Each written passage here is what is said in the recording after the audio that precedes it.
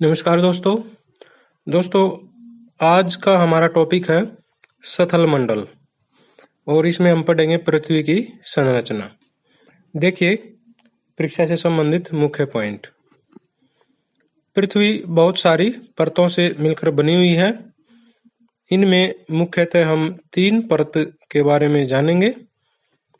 परतों के निर्माण के दौरान भारी पदार्थ जैसे लौह और निकल तत्व केंद्र की ओर तथा हल्के पदार्थ जैसे सिलिकॉन, एल्यूमीनियम बाहर की ओर जमा हुए। यानी कि साधारण सी बात है, जो भारी तत्व थे वो नीचे गहराई में चले गए पृथ्वी के, और जो हल्के थे वो ऊपर की ओर रहे। मुख्यतः 3 परतें हम मानते हैं। इन परतों में क्रस्ट, मेंटल और करोड, ये 3 परतें आती हैं। इनके बारे में हम थोड़ा सा डिटेल से जानेंगे, जो परीक्षा में पूछे जाते हैं पॉइंट। देखिए, सबसे पहले क्रस्ट या फिर भूपरपट्टी जिसको हम बोलते हैं। पृथ्वी की बाहरी सतह जिस पर महाद्वीप तथा महासागर स्थित हैं, भूपटल या क्रस्ट कहलाता है। भूपटल की रचना सियाल अर्थात सिलिका एवं एल्यूमीनियम से हुई है। सियाल शब्द का प्रयोग सर्वप्रथम डेली ने किया था। भूपटल की मोटाई 5 से 30 किलोमीटर तक पाई जाती है। भूपटल की बाहरी परत अवसादी यानी कि सेडिमेंट्री चट्टानों से बनी है, जबकि आंतरिक परत ग्रेनाइट से बनी है। यह है भूपरपट्टी के बारे में मुख्य पॉइंट। आगे आता है, एक होता है मेंटल। भूपरपट्टी के नीचे मिलता है हमें मेंटल। मेंटल या निचली परत बेसाल्ट चट्टानों से बनी है। यह परत सिलिका व मैग्नीशियम से निर्मित है और सीमा कहलाती है। यानी कि सिलिका और मैग्नीशियम को हाफ हाफ करके जोड़ा गया है। सिलिका से सी ले लिया गया है और मैग्नीशियम से मा ले लिया गया है, तो सीमा बन गई है। इस तरह से यह परत, इसका नाम रख दिया गया है शॉर्ट फॉर्म में। निचली परत में क्षारीय पदार्थों की अधिकता है। इसी परत से ज्वालामुखी विस्फोट के समय लावा बाहर आता है।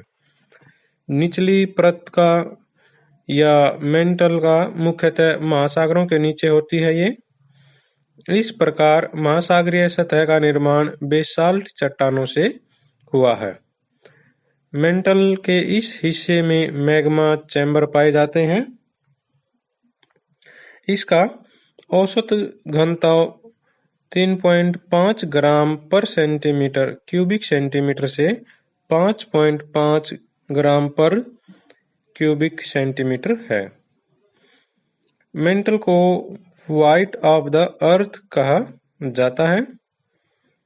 भूपटल एवं मेंटल का सबसे ऊपरी भाग यानी कि 100 किलोमीटर मिलकर सथल मंडल का निर्माण करते हैं।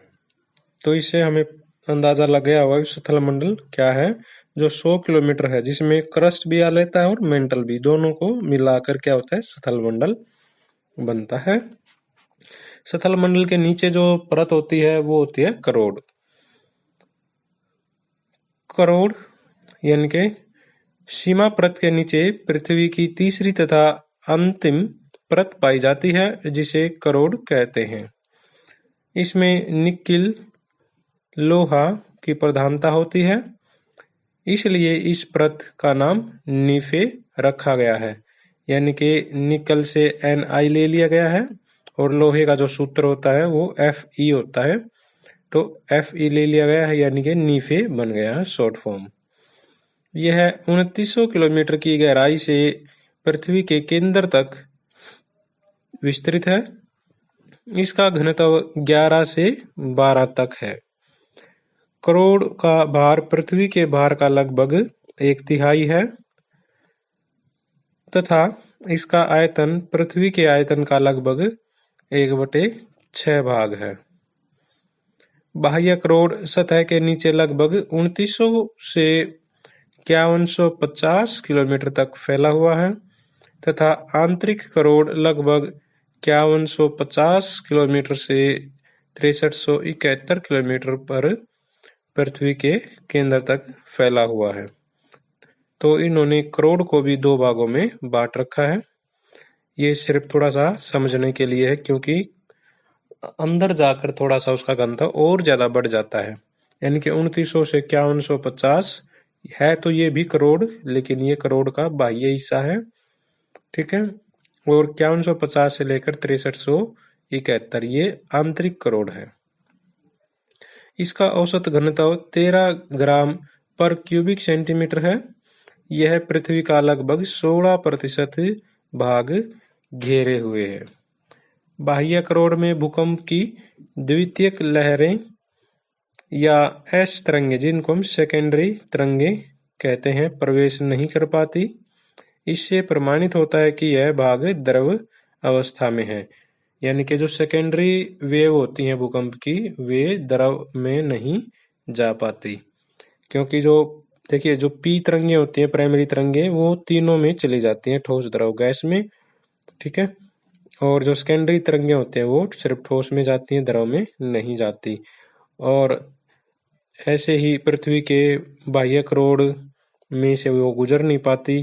तो इसका मतलब क्या है कि वो अंदर से तरल अवस्था में है। आंतरिक करोड़ में भूकंप की पी लहरों की गति कम, अर्थात 11.23 किलोमीटर प्रति सेकंड हो जाती है। तो देखिए जो मैंने बताया था, पी तरंगे यानी कि प्राइमरी जो तरंगे हैं वो तो तीनों आयामों में से गुजर सकती हैं, ठोस, द्रव, गैस में से, अर्थात यह भाग ठोस है। पृथ्वी का संगठन मैं आपको बता देता हूं। ये हमने जान लिया है मुख्य 3 परतों के बारे में, जिसमें थी क्रस्ट यानी कि भूपर पट्टी, ऊपरला हिस्सा सबसे, मेंटल बीच वाला हिस्सा, और करोड़ सबसे अंदर का हिस्सा। अब पृथ्वी का संगठन थोड़ा सा मैं आपको बता देता हूं। कंपोजिशन ऑफ अर्थ जिसको हम कहते हैं, तो भूपृष्ठ में जो मात्रा पाई जाती है ऑक्सीजन की वो है 46.8। ये एग्जाम में कई बार पूछा गया है। भूपृष्ठ है जो, उसमें सबसे ज्यादा मात्रा किस चीज की होती है, कौन से तत्व की होती है, तो होती है ऑक्सीजन की, 46.8। फिर है 27.7 सिलिकॉन, ये परसेंटेज में है। 8.1% एल्यूमिनियम, 5.0 लोहा है, और 3.6 कैल्शियम है, और 2.83 सोडियम है। तो ये था कंपोजिशन ऑफ अर्थ। तो उम्मीद है आपको ये समझ में आ गया होगा आज का हमारा चैप्टर। फिर भी कोई परेशानी होती है तो आप दोबारा से इसको सुन लीजिए, आपको थोड़ा सा और क्लियर हो जाएगा। तैयारी करने का सबसे आसान तरीका दोस्तों यही होता है कि एक चीज को बार बार रिपीट करना चाहिए, ताकि वो हमारे जहन में अच्छे से बैठ जाए। तो उम्मीद है आपको पसंद आएगा। पसंद आता है तो चैनल को सब्सक्राइब कीजिए, लाइक कीजिए, दोस्तों के साथ शेयर कीजिए। Thank you very much.